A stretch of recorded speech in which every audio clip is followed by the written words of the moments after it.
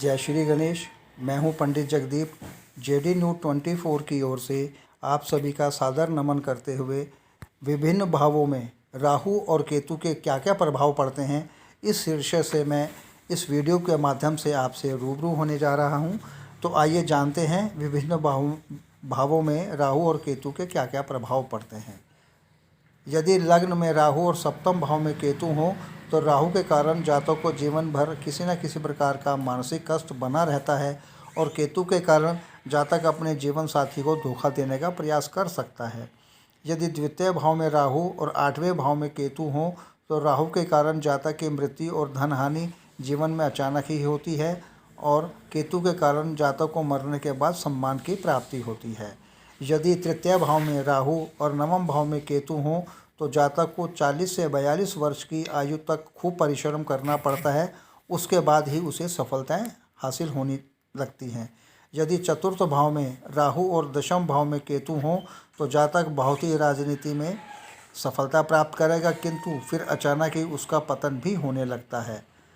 यदि पंचम भाव में राहु और केतु एकादश भाव में हो तो राहु के कारण जातक को एक संतान से विशेष कष्ट होता है, साथ ही आय प्राप्ति में भी बाधाओं का सामना करना पड़ता है और केतु के कारण जातक अपनी प्रेमिका को धोखा देता है या धोखे का स्वयं शिकार हो जाता है।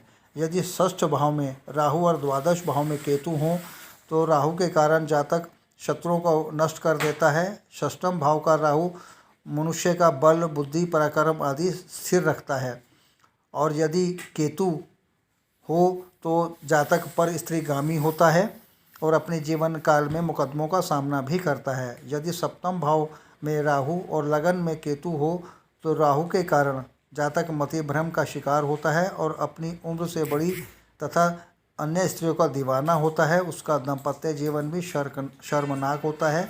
केतु के कारण सदा ही किसी न किसी प्रकार का मानसिक कष्ट भी उसे बना रहता है। यदि राहु अष्टम भाव और केतु सप्तम भाव में हो तो राहु के कारण जातक को अचानक धन लाभ होता है, किंतु उसे मानसिक शांति नहीं मिलती और उसका स्वास्थ्य भी बारंबार गिरता रहता है।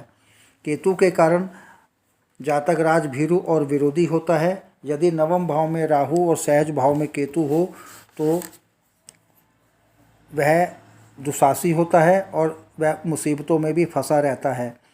केतु के कारण जातक चंचल, वात रोगी और बकवासवादी भी होता है। यदि दशम भाव में राहु और सुख भाव में केतु हो तो राहु के कारण जातक समाज में किसी न किसी रूप में सम्मान पाता है।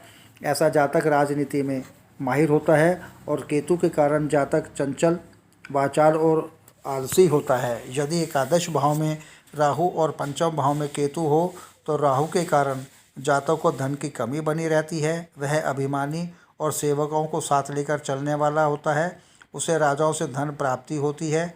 इस स्थान में राहु थोड़ा जातक को बड़ा भी नहीं बनने देता। अपने इंद्रियों को वह दमन करने वाला होता है और केतु के कारण जातक को बुद्धि और वात रोगी होता है।